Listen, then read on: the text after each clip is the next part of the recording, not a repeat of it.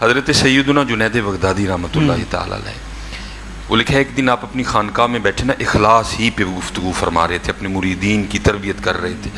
اب تو خانقاہیں بھی جن چیزوں سے خالی ہو گئی ہیں۔ کبھی خانقاہوں میں رسالہ کشیریہ پڑھایا جاتا تھا، وہ جو شیوخ تھے وہ درس دیا کرتے تھے، مثنوی پڑھائی جاتی تھی۔ اب تو بس کرامتیں، اور کرامتیں بھی یہ ہیں جی، میرے پیراں دے کول گھوڑا آیا تو انہوں نے کھوتا بنا چڑھیا، تو میرے پیراں کول کھوتا آیا تو انہوں نے گھوڑا بنا چڑھیا۔ کرامتیں بھی یہی ہیں، وہ والی کرامتیں اب کہاں رہی جی؟ میرے پیر صاحب کے پاس فاسق و فاجر آیا، انہوں نے تہجد پڑھنے والا بنا دیا۔ میرے پیر صاحب کے پاس سود لینے والا آیا، انہوں نے حلال کھانے والا بنا دیا۔ بہت اچھے کرامتیں بھی ایسی ہیں جن کا نہ سارے نہ پاؤں ہے حضرت۔ بہرحال وہ حضور بلے شاہ کہتے ہیں نا، سچ آنکھاں دے پامبڑ بل دے، تو اوکھا کام ہے جی اس پہ کلام کرنا، اس لیے میں اسی پہ واپس آ جاتا ہوں۔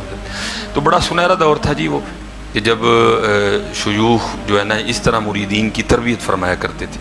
تو شیخ نا اخلاص پہ گفتگو فرما رہے تھے۔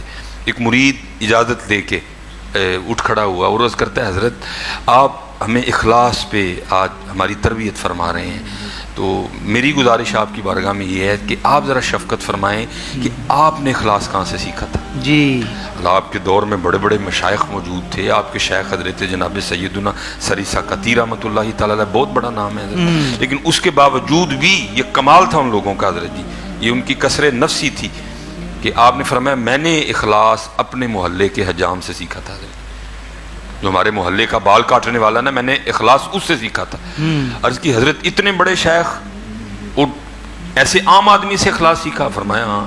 عرض کی حضرت وہ کیسے؟ آپ نے فرمایا فقر کا دور تھا اور جنید کے پاس اتنے پیسے بھی نہیں تھے کہ جنید اپنے بال ہی کٹوا لے، اور آپ فرماتے شریعت جتنی اجازت دیتی تھی نا، میرے بال اس سے بھی بڑھ چکے تھے، لیکن میں معذور تھا، پیسے ہی نہیں تھے بال کٹوانے کے۔ فرماتے میں اسی حالت میں اپنے شیخ کی بارگاہ میں حاضر ہوا، آپ نے بال دیکھ کے فرمایا جنید جاؤ پہلے بال تو کٹواؤ۔ اب فرماتے پیسے نہیں تھے لیکن عقیدہ مضبوط تھا۔ میں نے کہا اگر شیخ نے فرما دیا تو کوئی نہ کوئی راستہ نکل ہی آئے گا بال کٹوانے کا۔ آپ فرماتے میں دکان پہ چلا گیا، شیخ نے کہہ دیا راستہ نکلے گا ضرور۔ آپ فرماتے وہ کرسی پہ بٹھا کے نا کسی کے بال کاٹ رہا تھا، میں کھڑا ہو گیا، میں نے کچھ نہیں کہا۔ بال کاٹتے کاٹتے نا اس کی نظر مجھ پہ پڑی، میں نے السلام علیکم کہا، اس نے وعلیکم السلام کہا۔ تو آپ فرماتے میں نے کہا بھائی ظاہر ہے تیری دکان ہے، اسی سے تیرا گھر چلتا ہے، تو ظاہر ہے تو پیسے لے کے بال کاٹے گا، مفت تو نہیں کاٹے گا۔ تو میرے پاس تو پیسے ہے نہیں، چل اس طرح کر، ہاں آج میرے اللہ کے لیے کاٹ دے۔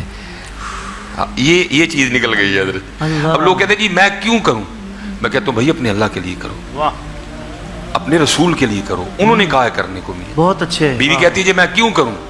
میں کہتا ہوں بھائی اللہ اور اللہ کے رسول نے کہا اس لیے کرو۔ بہت اچھے۔ خامن کہتا ہے جی میں کیوں کروں؟ میں کہتا ہوں بھائی اللہ اور اللہ کے رسول نے کہا اس لیے کرو حضرت۔ یہ جو نکل گیا نا حضرت جی، یہ سب خراب ہو گیا حضرت، اسے واپس لانا پڑے گا، سارا کچھ ٹھیک ہو جائے گا۔ بہت اچھے۔ یہ جو نکل گیا نا جی میں کیوں کروں، بھائی اللہ نے حکم دیا، اللہ کے رسول نے حکم دیا، اللہ کے لیے کرو، اللہ سے اجر ملے گا حضرت جی۔ وہ ٹھیک نہیں جی میں ٹھیک کیوں ہو جاؤں؟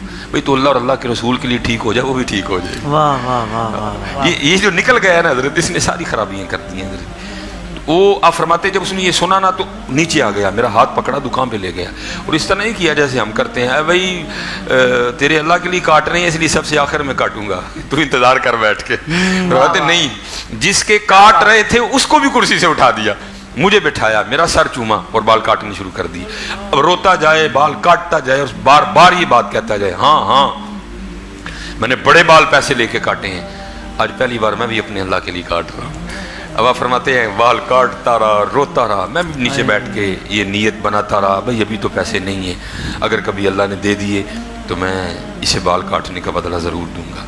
اب فرماتے پھر وہ وقت آیا، خلیفہ وقت بھی مرید ہوا، ابو بکر شبلی مرید ہوئے، ابو بکر واسطی مرید ہوئے، عمر بن عثمان مکی مرید ہوئے، بڑے بڑے مشائخ میرے مریدین میں شامل ہوئے۔ آپ فرماتے اللہ نے مجھے فقیری میں امیری دی۔ آپ فرماتے میں نے ایک تھیلی ڈالی، بنائی، اس میں کچھ درہم ڈالے، کچھ دینار ڈالے، اور لے کے نہ میں اس کی دکان پہ چلا گیا، بوڑھا ہو چکا تھا۔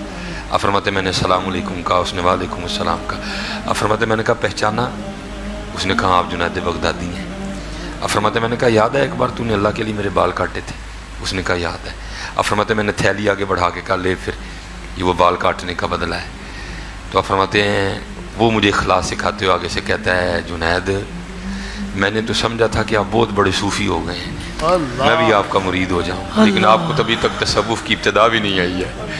آپ فرماتے میں بڑا حیران ہوا، کہ بال کاٹنے والا اب تصوف پہ گفتگو کرے گا، یہ مجھے بتائے گا کہ تصوف کیا ہے. لیکن کیونکہ بڑے لوگ تھے حضرت جی، تواضع تھی. آپ فرماتے ہیں میں نے اس سے کہا کہ بھائی پھر کیا ہے اخلاص، تم بتاؤ مجھے اخلاص کیا ہے. میں تو تم نے میرے اللہ کے لیے بال کاٹے تھے، میں آج اس کا بدلہ لے کے آیا ہوں، تو کیا ہے اخلاص. تو آپ فرماتے وہ مجھے آگے سے کہتا ہے اے جنید، اخلاص یہ ہے کہ جو کام اللہ کے لیے کیا جائے پھر لوگوں سے اس کا بدلہ نہیں لیتے ہیں.